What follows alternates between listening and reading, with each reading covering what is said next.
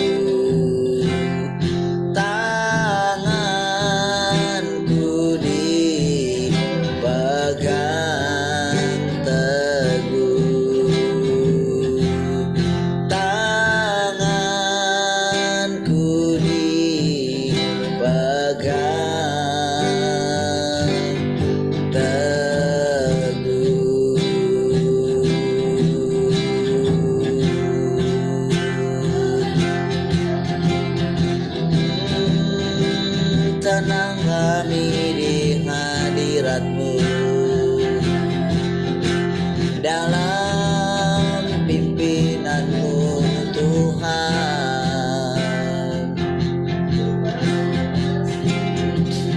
Kami menundukkan hati kami kepadamu setiap hari.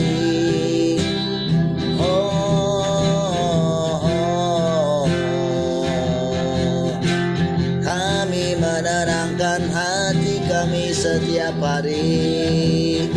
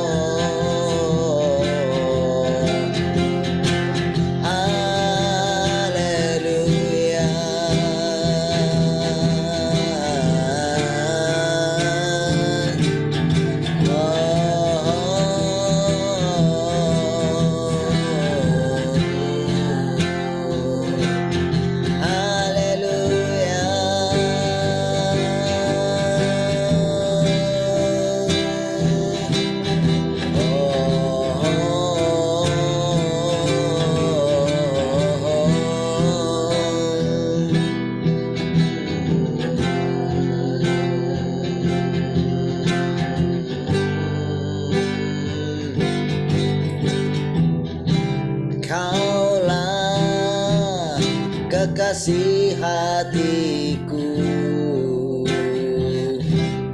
Kaulah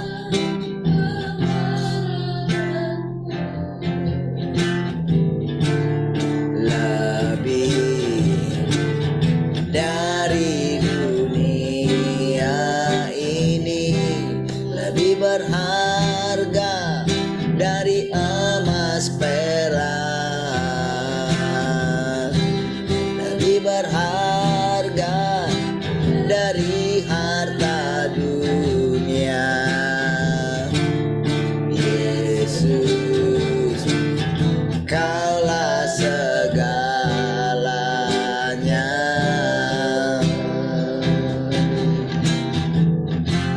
Ku tak dapat jalan sendiri, ku perlu Engkau selalu. Ku tak dapat hidup tanpamu, hanya Engkaulah kehidupan. Ku tak dapat jalan sendiri, ku perlu Engkau selalu.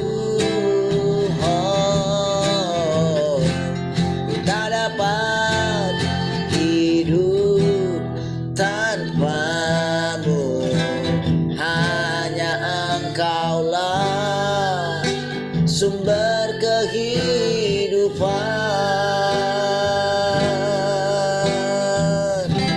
Kaulah kekasih hatiku, Kaulah pengharapanku,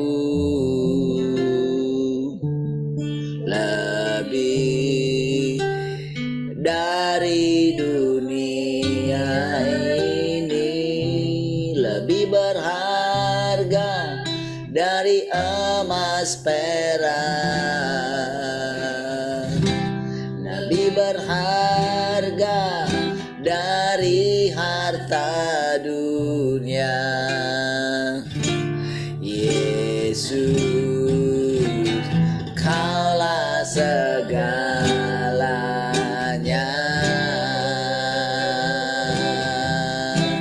Yesus, Kaulah segalanya.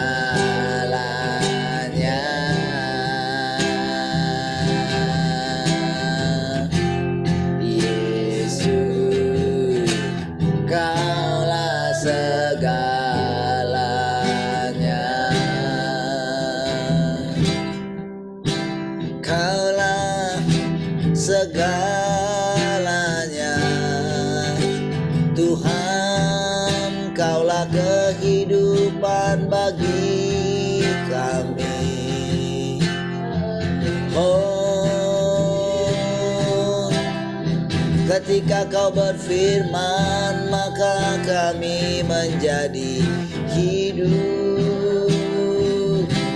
Kaulah hidup bagi kami, Kaulah jalan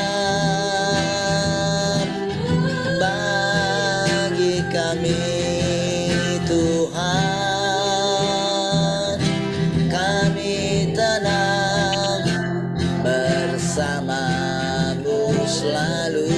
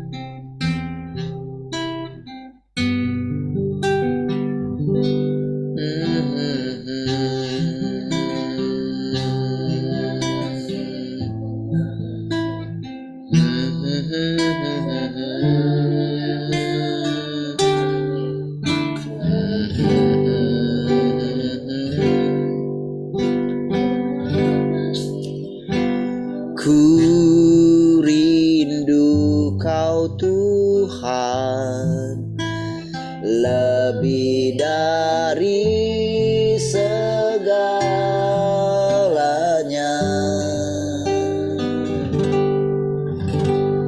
Ku cinta Kau Yesus, Kaulah dambaan hatiku. Ku rindu Kau Tuhan, ku rindu Kau Tuhan, lebih dari segalanya.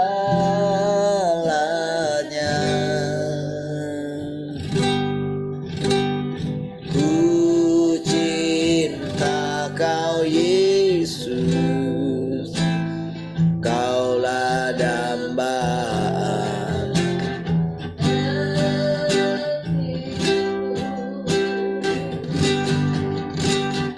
Ku sembah Kau, ku puji Kau selamanya,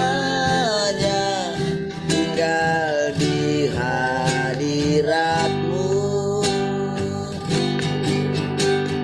Yang ku mau menyenangkan-Mu, Yesus, Kau dambaan. Ku sembah Kau, ku sembah Kau, ku puji Kau selamanya, tinggal di hadirat-Mu. Yang ku mau menyenangkan-Mu, Yesus, Kau dambaan hatiku. Yesus, Kau dambaan hatiku. Yesus, Kau dambaan hatiku.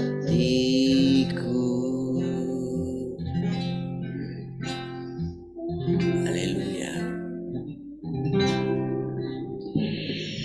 Terima kasih Tuhan, kami bersyukur pagi hari ini. Setiap kali kami datang di hadirat-Mu, kami boleh merasakan kehidupan yang berbeda senantiasa. Engkau menyegarkan roh, jiwa, tubuh, bahkan nyawa kami, Tuhan. Kami mendengarkan perkataan-perkataan-Mu yang bersekutu dengan Engkau lewat firman-Mu. Terima kasih Tuhan. Kami tundukkan hati dan pikiran kami. Terpujilah Tuhan. Haleluya. Sama-sama katakan amin.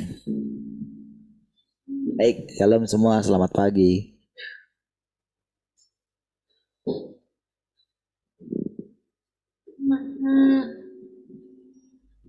Selamat pagi semuanya. Shalom, selamat pagi semua. Shalom, selamat pagi semua.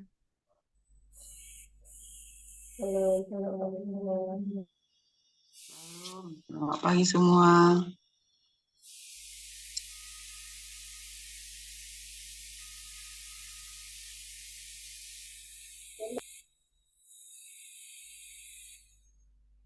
Oke. Baik. Adakah yang mau sharing pagi ini?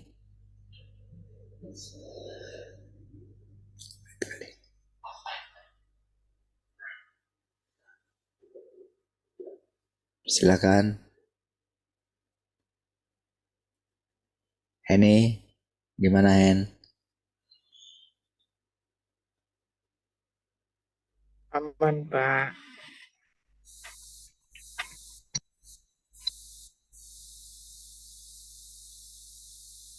Aman. Baik, itu dia.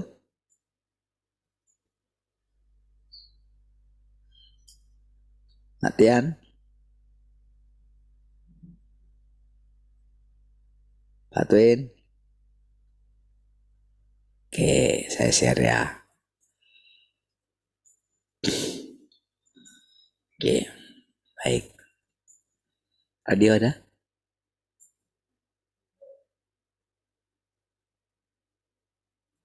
Belum ada?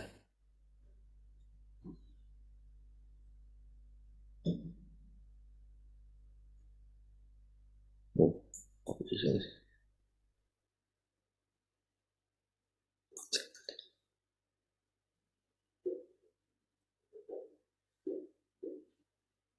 Oke.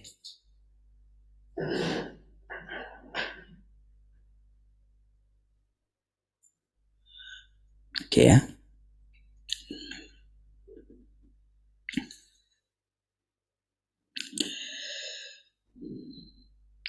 Dengan demikian, engkau akan merasa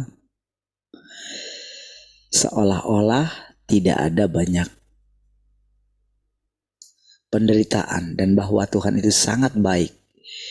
Jika engkau menuruti kelemahan daging dan mengatakan bahwa Tuhan sudah keterlaluan, engkau akan selalu merasa kesakitan. Nah, gitu.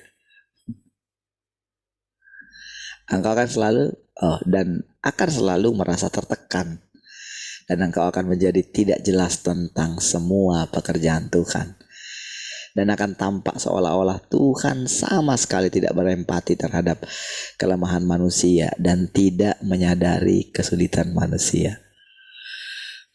Jadi itu ya. Kalau menyadari, kalau selalu bilang begini, aku nggak kuat gitu kan. Kalau selalu membandingkan dengan orang lain, nah jadi bahkan kalau di bagian firman Tuhan yang lain itu dikatakan sampai sulit bernafas gitu. Padahal masalahnya cuman sebetulnya kalau kita mau renungkan itu sepele saja masalahnya. Dari semua penderitaan yang kita alami itu gitu ya. Dari hajaran dan disiplin Tuhan.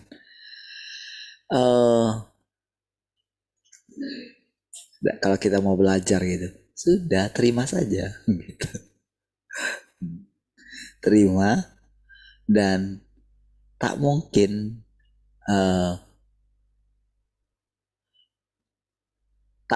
kita nggak bisa melewatinya. Tuhan juga kok yang di dalam kita gitu kan.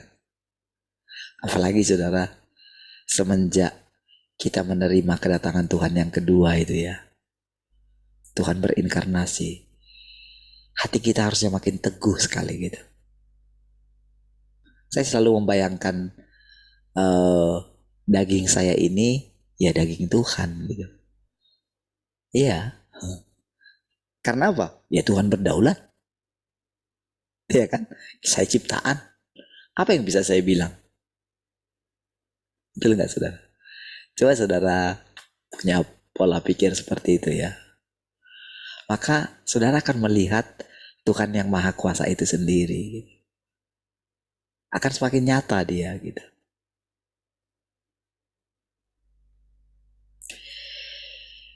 Karena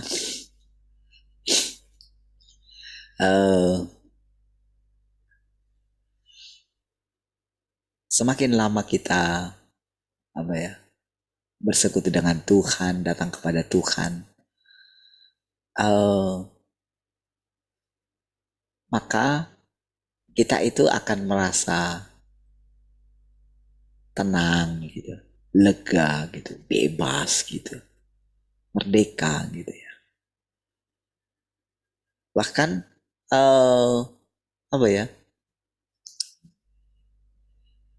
Tuhan tidak seperti yang kita bayangkan selama ini.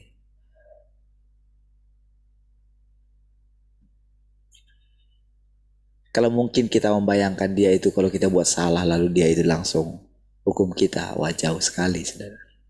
Tidak seperti itu. Walaupun di kemudian hari ketika kita menjadi dewasa, justru cara memperlakukan kita pun dia itu juga berbeda gitu. Iya.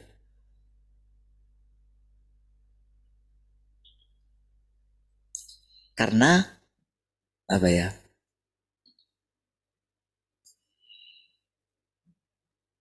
ketika dia melihat manusia gitu ya, dia kan dia memang pencipta gitu. Pencipta yang punya tentu banyak kelebihan gitu. Ya segala sesuatu di dalam kendalinya gitu. Dia mengendalikan segala sesuatu gitu. Nah tapi manusia ini ya dia ciptaan gitu. Ketika dia berfirman, ketika Tuhan itu mengucapkan sesuatu perkataan gitu ya, maka itulah yang akan dialami oleh ciptaan itu gitu. Nah jadi bahkan ya ketika dia turun ke tempat yang paling rendah di antara kita gitu, maka siapapun yang bersekutu dengan dia atau yang ingin sampai kepada dia, ya harus dia melewati yang seperti itu. Iya. Jadi pengalaman dia akan menjadi pengalaman orang-orang yang datang mendekat kepada dia gitu. Makanya ketika Yesus mengatakan, sanggupkah engkau minum cawan yang harus aku minum? Sanggup, kata mereka. Nah, padahal sebetulnya mereka itu nggak ngerti jawaban itu gitu. Mereka cuma pikir kayak gini, mati tanam gitu. Mereka tidak mengetahui ketika perasaan Allah itu masuk ke dalam kita gitu. Nah, kan ketika kita menjadi dewasa gitu kan, kita kan jadi tahu apa dulu yang dialami oleh orang tua kita gitu. Kita jadi tahu kan. Dan setelah kita melihat banyak kehidupan gitu ya, kehidupan para orang-orang yang mungkin lebih tua dari kita gitu. Saya suka merenungkan ya, abang-abang saya karena masih pada hidup gitu ya. Saya coba membandingkan gitu ya. Orang-orang yang tidak mendapatkan firman seperti yang kita dapatkan gitu. Gimana mereka akan bisa untuk bisa hidup apa adanya itu sulit loh saudara. Banyak memang manusia ini hidupnya itu memang munafik gitu.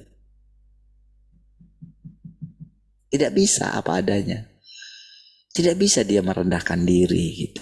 Apalagi kalau sudah sempat misalnya punya posisi gitu ya. Kalau misalnya dia menjadi seorang gembala yang berwibawa gitu ya.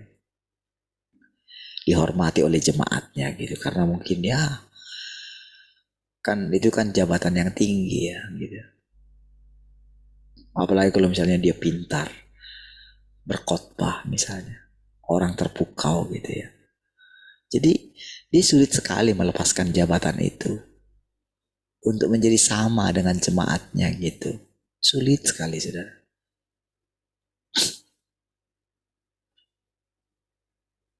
Sulit dia duduk benar-benar padahal kan Tuhan bilang seorang pemimpin itu, seorang ini dia harus lebih rendah gitu. Kalau kamu ingin menjadi lebih besar gitu, menurut pandangan Tuhan, kamu harus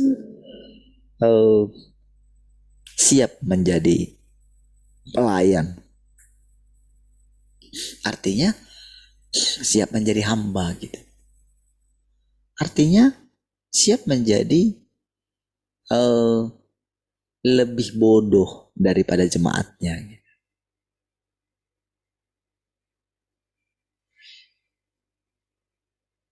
Lebih sederhana, lebih tidak berarti gitu. Sulit saudara untuk menjadi seperti itu gitu. Jadi apa yang kita dengarkan gitu ya? Apa yang kita dengarkan setiap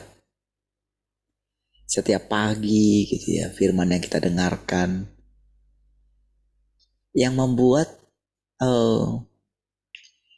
kita itu ya mengalami pekerjaan Tuhan gitu. Pekerjaan Tuhan itu saudara yang paling boleh dikatakan paling luar biasa itu bukan lagi membuat hal mujizat gitu, bukan gitu. Itu mah enak gitu. Dan Tuhan bilang itu gampang sekali gitu. Ya itu memang naturku buat mujizat buat segala macam itu mah domainku gitu. Dan kalau ada yang aku pakai untuk membuat mujizat, wah orang itu rela melakukan apapun untuk menjaga tetap mujizat itu ada di dalam dia. Tapi untuk benar-benar bekerja tanpa melibatkan dirinya, gitu. Maksudnya itu Tuhan itu bekerja gitu. Tapi dia berfirman begini, aku tidak butuh pertolongan manusia katanya gitu. Jadi kita ketika kita mendengarkan itu gitu ya, kita kan sebetulnya dalam banyak hal itu kan pengen ikut-ikutan gitu. Jadi bagaimana melihat Tuhan itu bekerja dengan bebas gitu, tapi kita tidak ikut di dalamnya. Maksudnya itu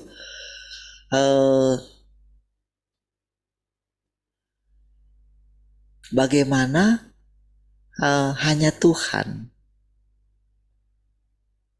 yang melakukannya, idenya dia, cara kerjanya dia, strateginya dia gitu ya.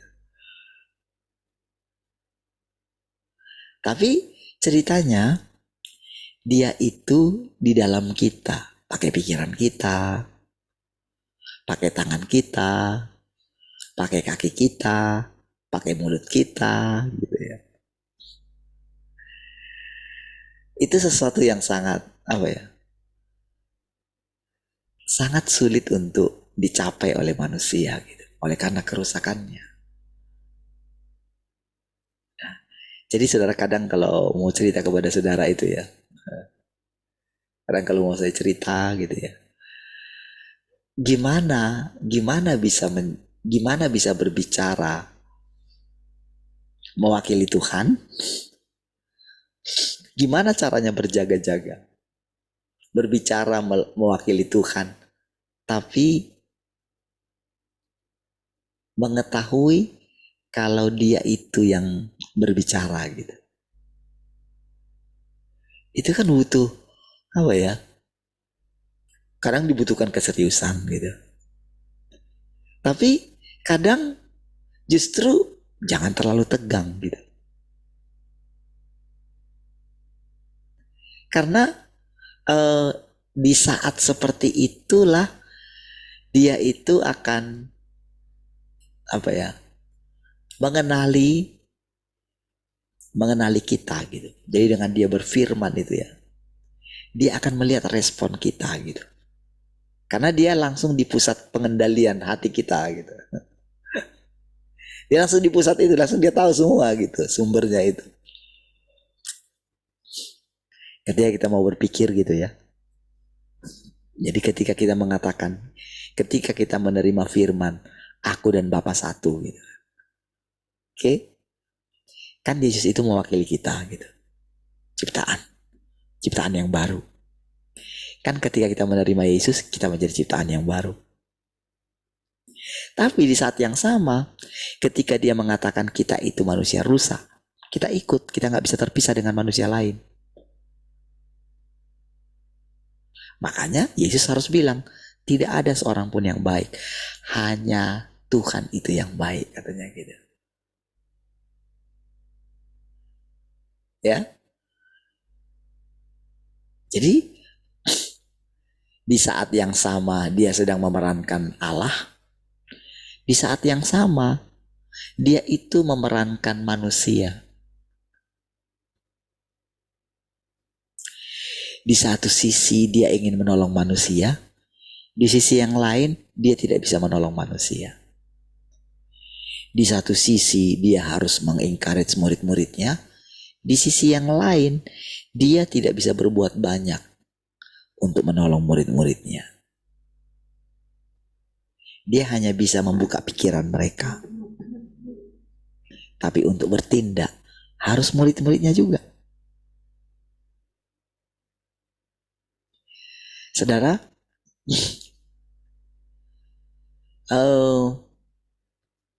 ketika dia sedang membawa kita hari-hari ini ya, tahukah saudara, kadang-kadang kita itu pengen cepat-cepat. Kita tidak tahan melihat orang-orang fasik, betul gak? Kadang itu sering menjadi bahan pembicaraan kita gitu. Tapi gak bisa lah kayak gitu memang. Gak bisa lah kayak gitu. Sering kita begitu. Gak bisa lah kayak gitu. Tapi tahu ke saudara, kalau terus saudara bilang seperti itu, orang itu akan semakin eksis di depan mata saudara. Iya. Ini sebetulnya seperti yang dikatakan ini, saudara.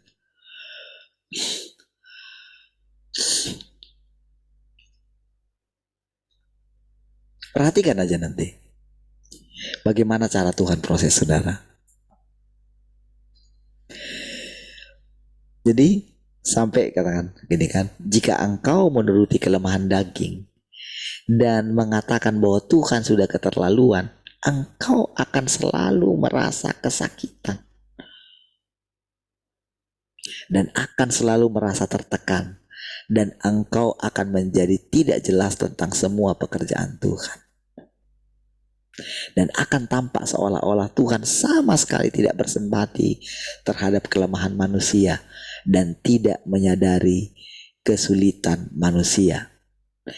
Oleh karena itu, engkau akan merasa sangat sengsara dan kesepian, seolah-olah engkau telah mengalami ketidakadilan yang besar Dan pada saat seperti ini engkau akan mulai mengeluh.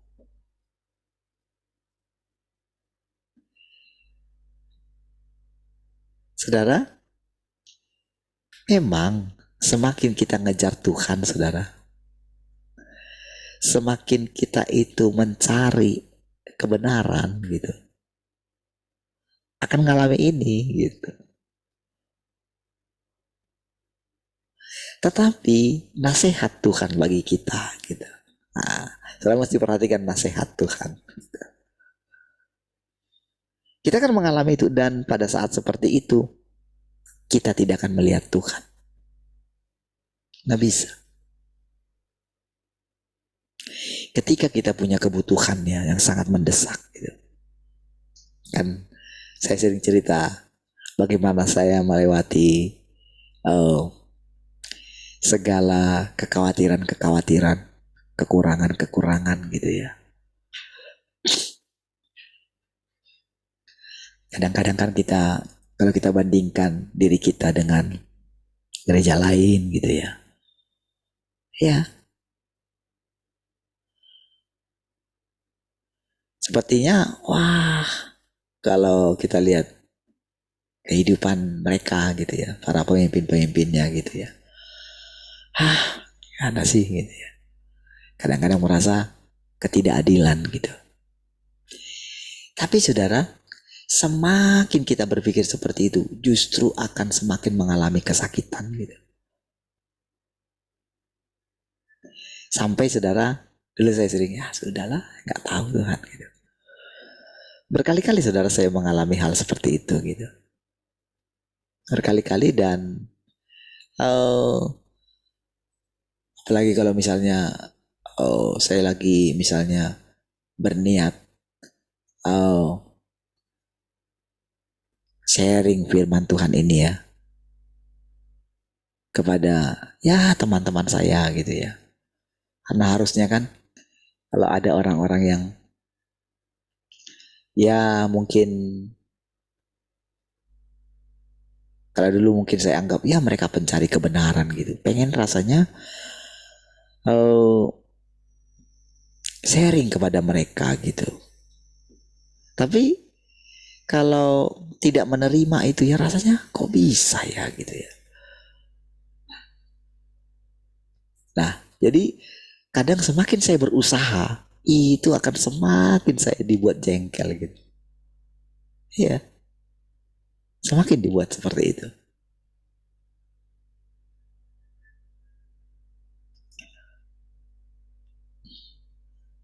Kadang-kadang kan sudah benar pun kita lakukan gitu kan. Kan bagi mereka harusnya ya nyata lah gitu ya. Bagaimana saya mengikut Tuhan gitu.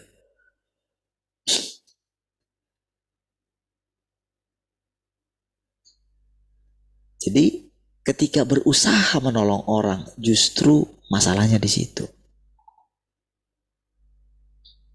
Nah, jadi saudara, seperti itulah perasaan yang dialami oleh Tuhan Yesus ketika dia itu sedih melihat murid-muridnya gitu. Iya. Karena dari sisi dia sebagai satu apa ya, kan orang banyak nggak mengenal dia ya. Orang kan selalu menganggap kamu kan Tuhan, kamu kan memang nggak berdosa gitu kan. Itu kan pikiran manusia kan. Iya, memang betul. Tapi dalam banyak hal, ketika dia berusaha ingin menolong manusia, dia tidak bisa.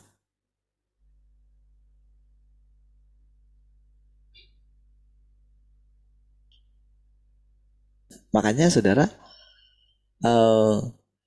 ketika murid-muridnya tidak mengerti tentang dia gitu ya, yang mereka anggap itu selalu pokoknya Yesus itu mulia, berkuasa, apalah gitu. Bahkan sampai mereka manggil dia Tuhan gitu ya. Tapi mereka tidak menyadari gitu. bagaimana menjalani kehidupan yang seperti dia jalani gitu.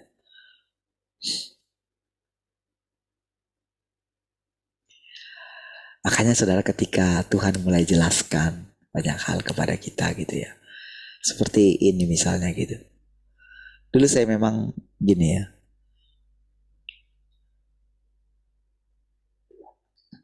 bisa nggak ya nanti teman-teman ngikut terus gitu ya. Karena menurut perjalanan yang saya jalani gitu bersama dengan Tuhan, sudah nyata sekali. Mungkin orang pikir, oh bisa memuji lah gitu ya.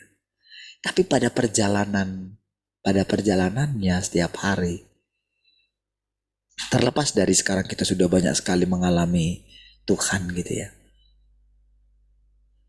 Tetapi kita itu nggak bisa sendirian. Kita tidak bisa bilang begini, saudara. Ya sudahlah, tinggalkan semua. Kalau kamu nggak mau ya sudah gitu. Tapi itu untuk sementara waktu. Karena daging kita ini terikat dengan daging yang lain gitu. Terikat, saudara. Jadi tidak ada orang yang boleh lepas dari yang lain.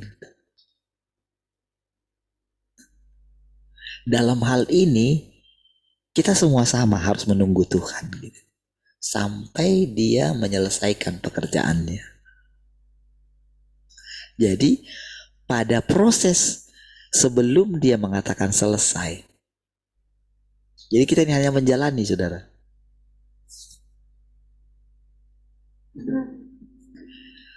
Dia tidak kelihatan.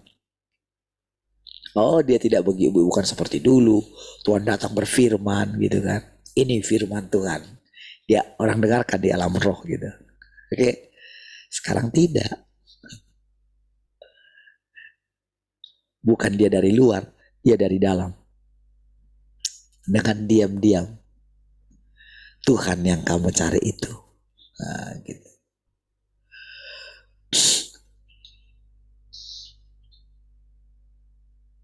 Kalau dulu, Adam, di manakah engkau? Ini tidak. Dia langsung muncul di dalam gitu. Setelah kita menyadari kalau itu Tuhan,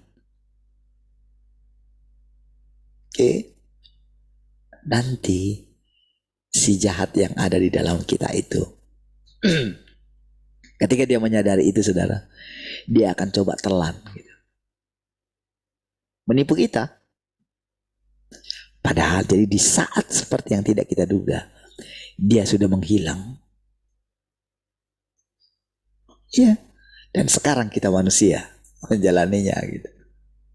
Makanya dulu, saudara, Musa itu dia sudah menyadari sebetulnya Tuhan itu nggak ada gitu.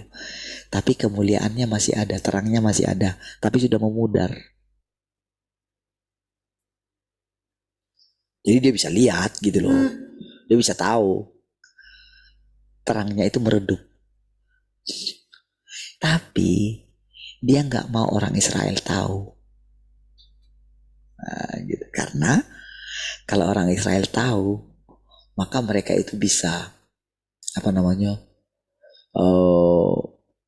ya sekehendak hatinya lagi. Karena kan nggak melihat kemuliaan Musa lagi.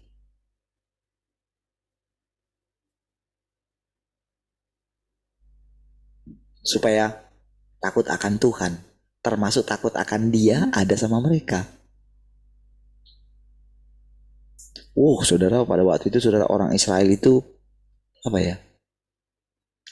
memang ada dia yang jadi kalau dikatakan jahat, memang benar-benar jahat gitu. Jadi nggak ada apa-apanya yang di sekitar kita sekarang kita pikir jahat gitu, nggak ada. Nggak kayak orang Israel itu. Apalagi kalau yang namanya mereka itu dirasuki oleh roh rakus itu.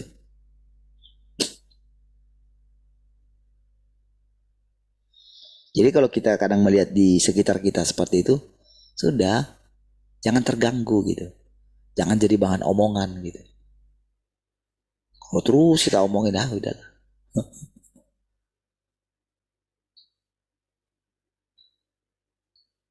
Nah, jadi saudara, kita sekarang ini saudara firmannya begini.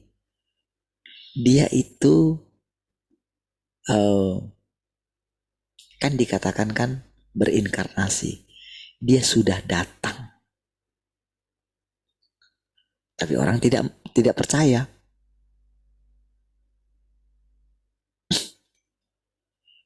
Kan ketika dulu Tuhan Yesus dikatakan sama murid-muridnya,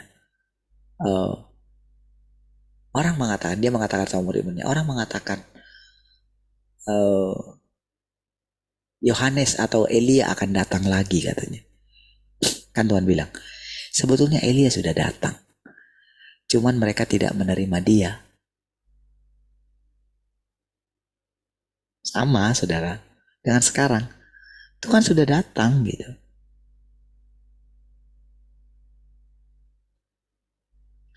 Jadi saudara, walaupun saya sering sekali membuka kepada saudara gitu ya, tentang kedatangan Tuhan itu ya. Ini bukan sekedar menyampaikan yang ada di sini loh saudara. Tapi pengalaman. Iya.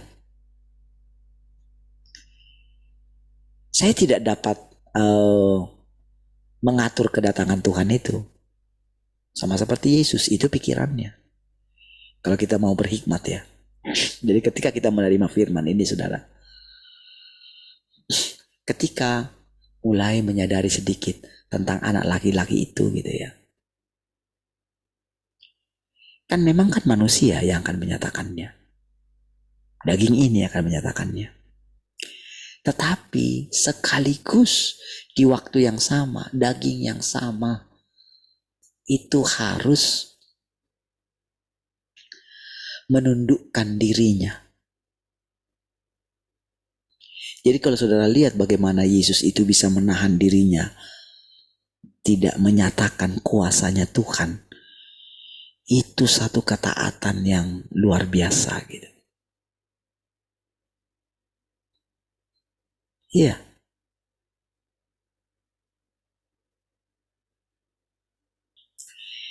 Jadi kadang ketika saya diperlihatkan seperti itu ya. Ketika rasanya Tuhan itu kan dikatakan begini. Teriakan orang sudah sampai kepada Tuhan. Teriakan orang-orang yang menderita. Oke? Tetapi itu masih teriakan yang sampai. Sampai dia putuskan turun. Memeriksa apakah benar seperti yang dikatakan oleh orang-orang. Iya. Tahukah saudara maksudnya apa? Kalau dulu melalui para malaikat dia datang. Dia menyamar kan? Ketika datang 2 orang malaikat yang ke Sodom dan Gomora itu. Oke.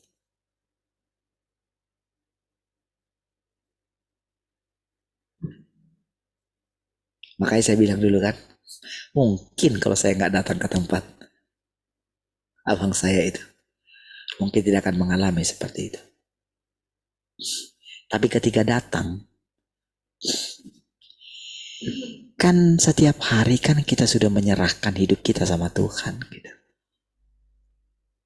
Dari mulut kita sudah mengakui Tuhan sudah datang.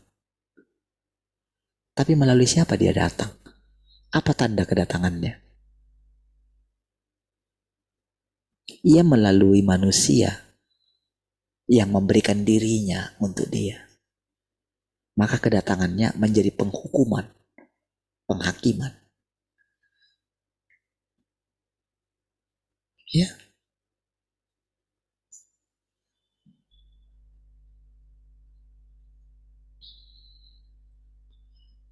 Tapi ingat, tujuan Tuhan Dia tidak menghendaki kematian satu orang fasik pun, katanya. Oh, itu firman yang harus saudara emban.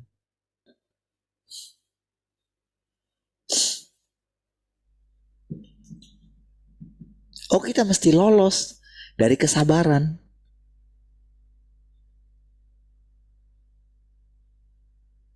Makanya saudara, ketika dikatakan seperti ini saudara, oleh karena itu engkau akan merasa sangat sengsara dan kesepian, seolah-olah engkau telah mengalami ketidakadilan yang besar.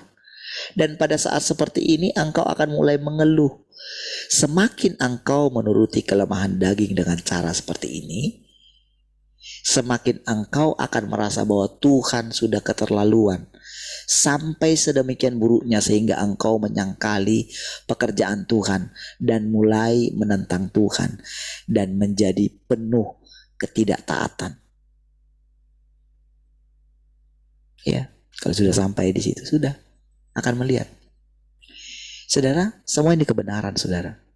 Dan pasti akan engkau alami. Jangan bilang, oh aku tidak seperti itu, aku tidak begitu dosa. Enggak. Karena kita sedang mewakili juga manusia yang lain.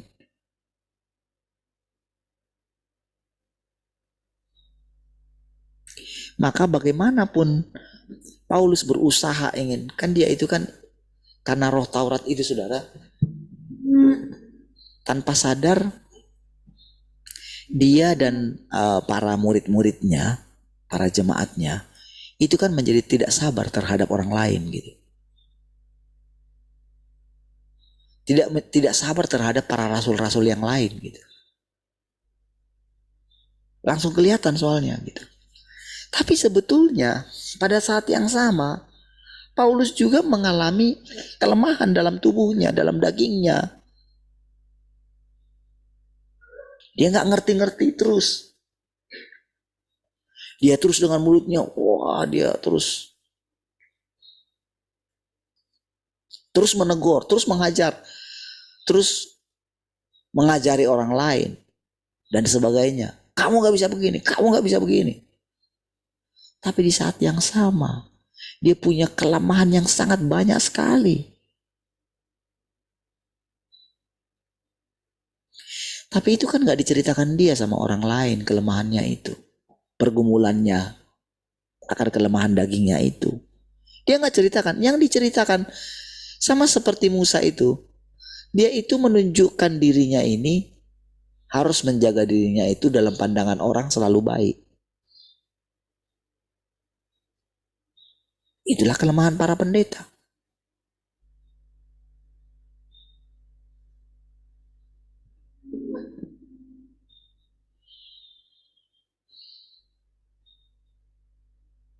Jadi dalam taraf itu saudara semua orang harus ditundukkan.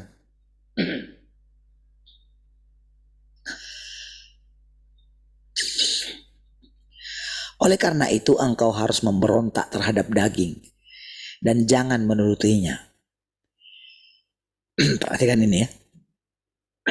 Ini contohnya ya. Suami, jadi ini kayak kutipannya. Dia harus mengatakan maksudnya seseorang yang sedang dikatakan ini gitu. Entah siapapun dia gitu. Suami atau istriku, anak-anakku, masa depanku, perkawinanku, keluargaku, semua itu tidak penting. Di dalam hatiku harus ada Tuhan dan aku harus berusaha semampuku untuk memuaskan Tuhan dan tidak memuaskan daging. Engkau harus memiliki tekad ini. Tahukah saudara? Ini firman Tuhan. Ini adalah kehidupan yang harus dijalani oleh setiap orang yang mengikut dia. Nampaknya kejam ya?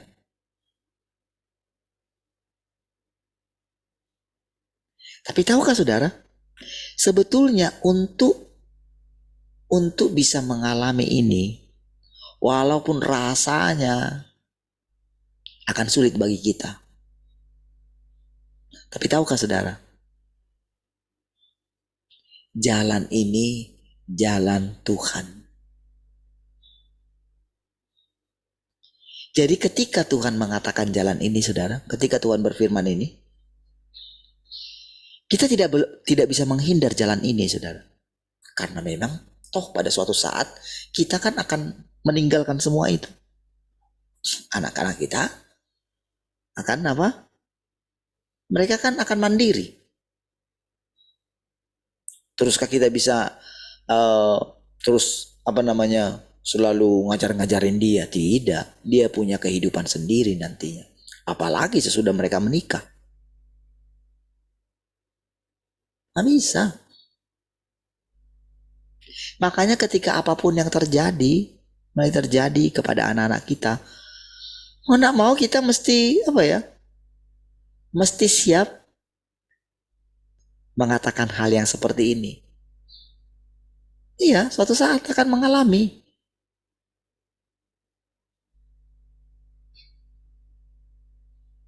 Semuanya.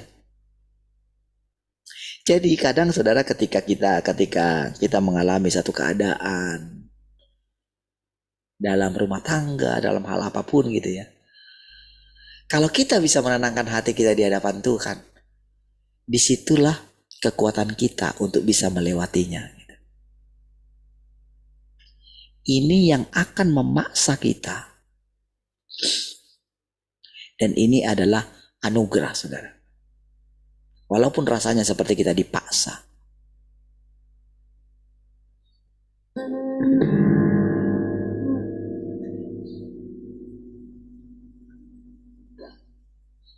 Bisa menceritakan ini, saudara, sambil tersenyum gitu ya. Mungkin supaya kita itu bisa mengerti.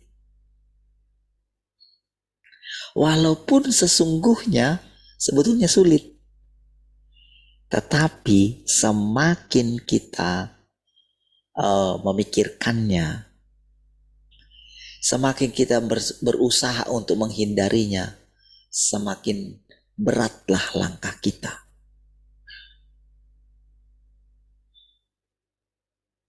Jadi sekarang saudara sudah harus mengambil hikmahnya dari setiap apapun yang saudara alami. Apapun gitu. Harus bisa benar-benar mengambil keuntungan dari situ. Apa keuntungannya? Datang kepada Tuhan. Latihlah dirimu. Latihlah dirimu ketika engkau punya masalah yang sangat berat, yang saat ini sedang kau hadapi. Paksalah dirimu untuk datang di hadapan Tuhan. Dan jagalah hatimu supaya ketika dia mengatakan, kalau engkau datang kepadaku, aku tidak bisa melihat mukamu muram.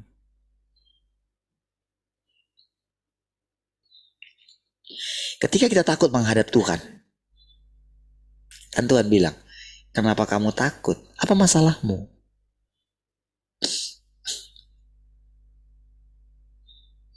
Tahukah kamu siapa yang membuat keadaan ini supaya engkau ada di sini? Mungkin menurutmu engkau sudah salah.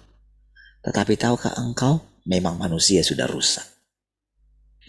Sekarang bisakah engkau menenangkan dirimu di saat segala permasalahan menguasai pikiranmu? Kan kalau cara manusia apa, saudara? Memuaskan daging itu gini. Segala hal yang kita butuhkan terwujud. Sakit, kita pengen sembuh. Tak punya uang, kita pengen punya uang. Makanya dari kita akan berusaha mencari cara supaya punya uang. Kan banyak masalah kan? Hutang kan masalah. Apa aja masalah gitu.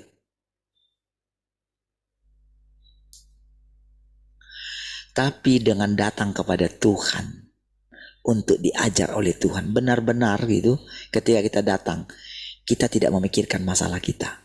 Oh, itu latihan. Ya. Bahkan ketika kita tidak punya masalah, kita datang kepada Tuhan, itu pun butuh anugerah. Oh, saat yang paling tepat untuk datang kepada Tuhan yang paling enak itu ada punya masalah. Gak disuruh dia pun kita datang sendiri. Iya kan?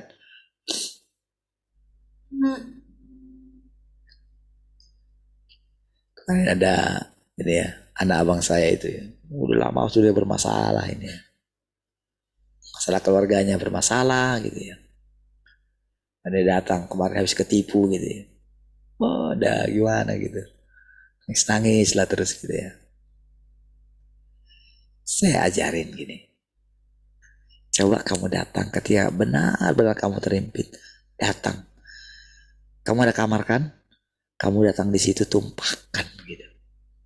Ngomong sama Tuhan. Sampai kamu tenang. Jangan mikirin gimana caranya keluar dari masalahmu itu. Datang kepada Tuhan. Buktikan sendiri. Saya ceritakan sedikit.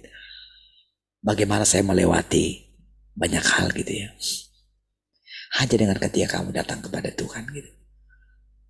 Saya bilang saya tidak berusaha untuk mencari pertolongan gitu. Tapi saya hanya datang kepada Tuhan. Kadang-kadang saudara orang itu nggak percaya loh saudara. Dari mulut mereka itu mereka percaya ada Tuhan. Tapi pada kenyataannya tidak tahu Tuhan itu di mana. Kalau ditanya Tuhan itu ada di mana? Ada di hati kita. Iya. Tapi ketika menghadapi masalah tidak pernah mereka datang kepada Tuhan itu. Tidak sabar.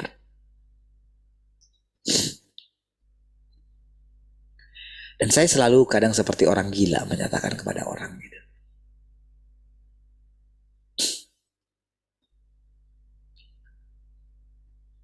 Jadi kadang kalau saya lihat itu ya, yang lain hamba Tuhan gitu ya, yang apa ya, yang dari mulutnya percaya sama Tuhan, udah cerita, udah saya ceritakan pun gitu ya, nyatanya Tuhan gitu. Tapi tetap tidak mau datang kepada Tuhan, karena terbukti tidak keluar dia dari masalah itu, karena masalahnya ada dalam dirinya. Dia mengeluhkan mungkin para jemaat yang tidak memberikan perpuluhan gitu ya. Oh karena seperti yang saya katakan, dibandingkan jemaat kita dengan jemaat mereka gitu. Berapalah jemaat kita gitu. Tapi masalah pengeluaran kita itu boleh dikatakan ya 11-12 dengan dia.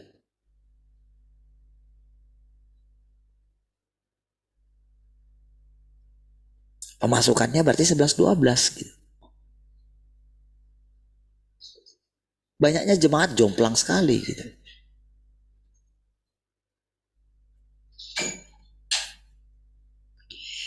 Jadi ketika selalu mengeluh di masalah itu gitu ya, sebetulnya kuncinya di dia gitu.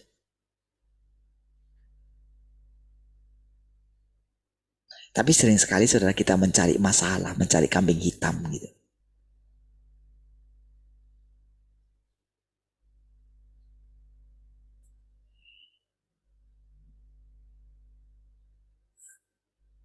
Jika engkau selalu dikuasai oleh tekad seperti itu, ketika engkau melakukan kebenaran dan mengesampingkan dirimu, engkau akan mampu melakukan itu dengan sedikit upaya saja.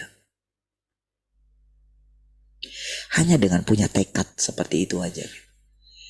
Jadi apa yang kita pikirkan itu sangat sulit, ternyata mudah sekali saudara. Iya. Saya saudara sangat yakin saudara, para hamba-hamba Tuhan yang hebat, yang sudah tua, yang sudah ini rasanya kayak gak ada masalah, mereka pasti mengalami pergumulan seperti yang dialami oleh Paulus.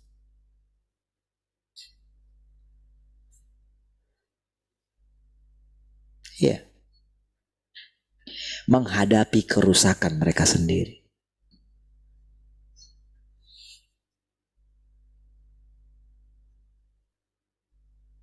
Jadi orang harus mengalami pergumulan seperti yang dialami oleh Tuhan Yesus.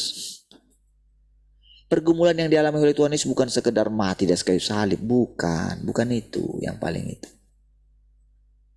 Tapi menghadapi roh ketakutan dan kegentaran itu, seperti mau mati rasanya.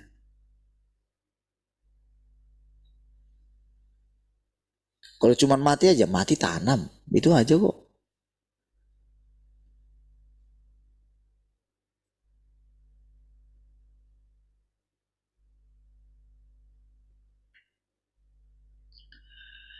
Diceritakan pernah ada seorang petani yang memiliki seekor ular yang terbujur kaku di jalan. Ini cerita tentang bagaimana dagingnya. Si petani tersebut mengambil ular itu dan menggendongnya di dadanya. Dan setelah pulih, ular itu menggigit si petani sampai mati. Kedagingan manusia ibarat ular itu, esensinya adalah untuk mencelakakan hidup mereka. Dan ketika daging telah mendapatkan semua keinginannya, engkau akan kehilangan hidupmu.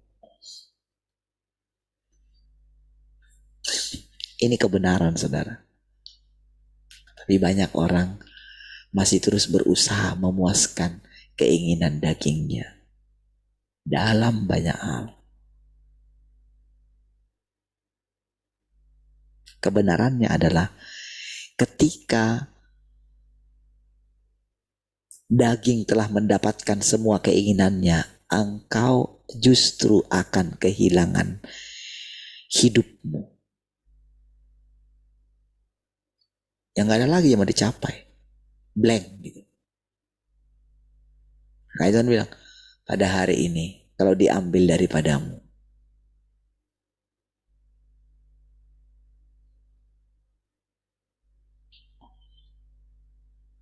daging adalah milik iblis. Di dalam daging terdapat keinginan-keinginan yang berlebihan. Daging hanya memikirkan dirinya sendiri, ingin menikmati kenyamanan dan bersenang-senang dalam waktu luang, berkubang dalam kemalasan dan keengganan untuk bekerja. Dan setelah memuaskannya sampai titik tertentu, engkau akhirnya akan dimakan olehnya. Makanya saudara, ketika kita diizinkan mengalami hal yang menyesakkan gitu ya, jadi justru bukan bagaimana caranya keluar dari situ, bukan memikirkan bagaimana caranya keluar dari situ, bukan. Walaupun rasanya jalan ini aneh, tapi ini kebenaran.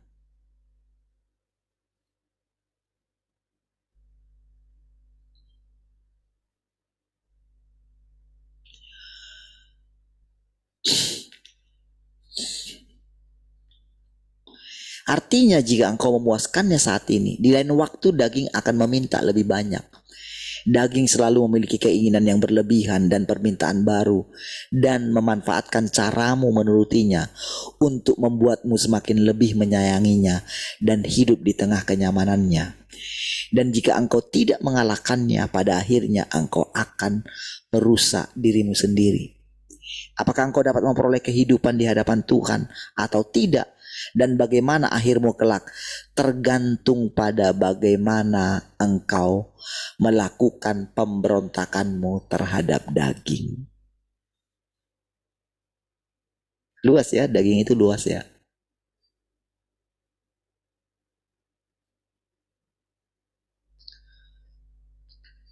Dulu saudara, ketika sudah bisa mendoakan orang, melayani begini bla bla bla gitu. Ya. Jadi banyak para hamba Tuhan awalnya dia itu punya karunia gitu, melakukan A, B, C, D gitu ya. Tapi selanjutnya yang terjadi adalah dia ingin memuaskan keinginannya supaya dia itu terus bisa membuat mujizat. Jadi bukan Tuhan lagi. Makanya Tuhan bilang kepada orang yang membuat mujizat, yang bernubuat itu, aku tidak mengenal kamu. Enyahlah daripada aku, hai kamu pembuat kejahatan. Pada saat kapan mereka membuat kejahatan? Yaitu menipu orang akhirnya kan. Dia selalu membayangkan di dalam kita ada roh yang luar biasa. Dia selalu memegang prinsip, hidupku bukan aku lagi, tapi Kristus yang hidup. Sekarang sembuhlah gitu. Terus begitu. Berarti kan dia tidak punya pikiran Kristus lagi.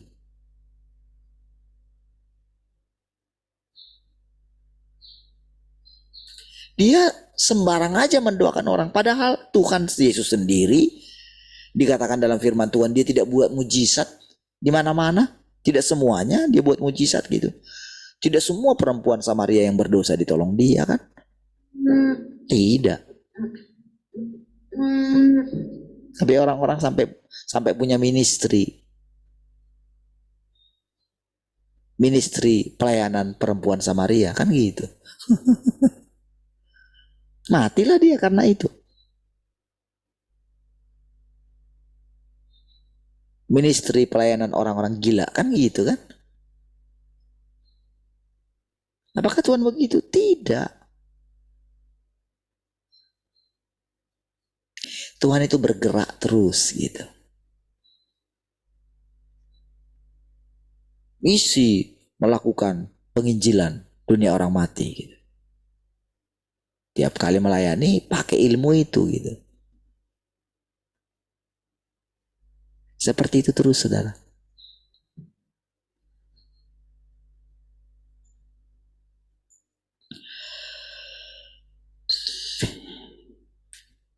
Jadi lihat.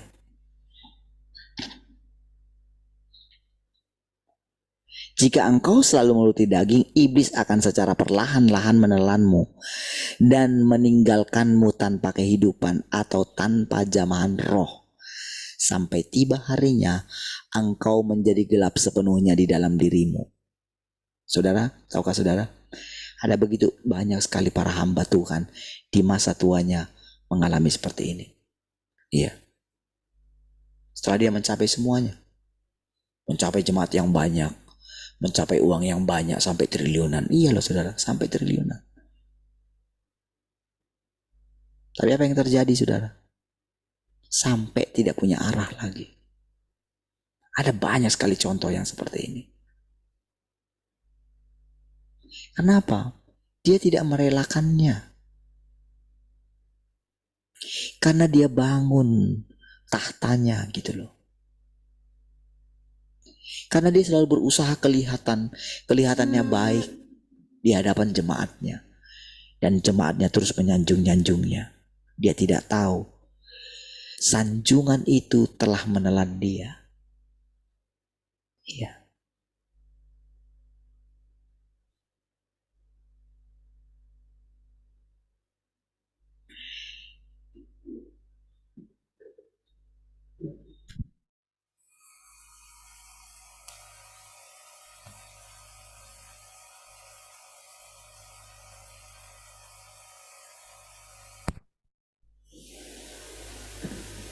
Cik.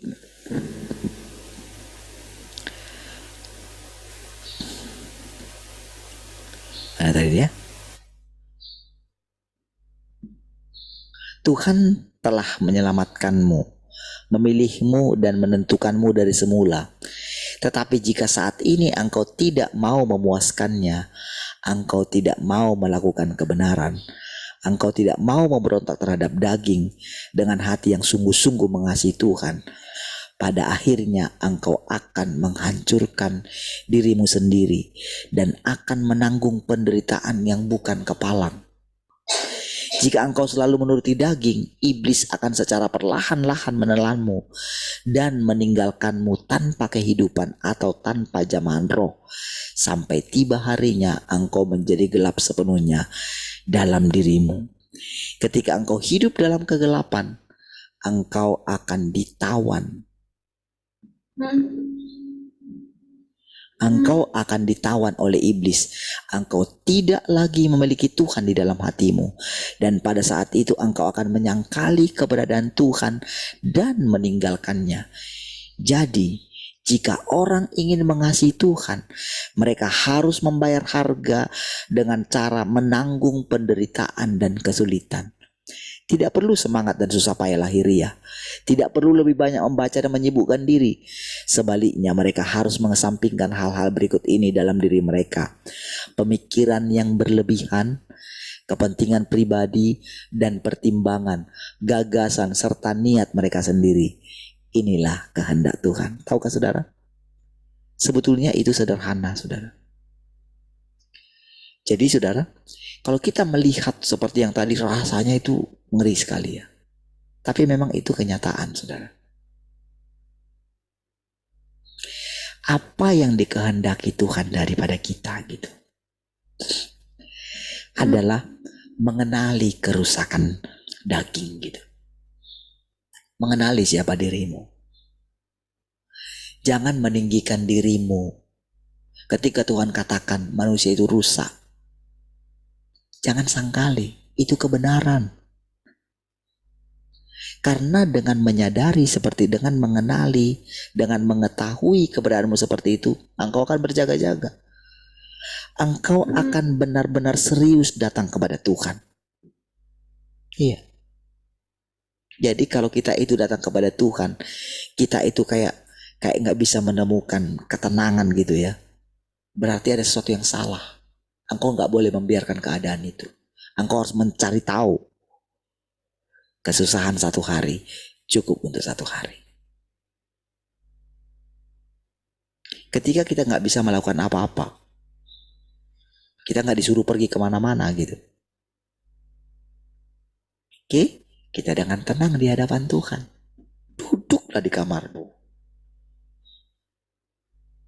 Berdoalah gitu. Ketika engkau nggak bisa berdoa, tenangkan hatimu di hadapan Tuhan. Panggillah namanya. Tapi ketika di satu sisi engkau diperhadapkan dengan kesulitan, jangan langsung pecahkan masalah. Cari kehendak Tuhan untuk semuanya. Disitulah Tuhan membimbing kita dari hari ke sehari. Dan kita bisa lepas dari kerusakan daging kita. Disitulah Tuhan akan menampakkan diri kepada kita setiap hari. Baik, saudara, kita akhiri. Mari kita berdoa. Terima kasih Tuhan, kami bersyukur pagi hari ini. Kami taklukkan diri kami tundukkan sepenuhnya. Terpujilah Tuhan, apapun yang kami lakukan hari ini, biar kiranya memuliakan Tuhan. Mari semua orang yang mengasihi Tuhan sama-sama katakan, amin. Baik, puji Tuhan.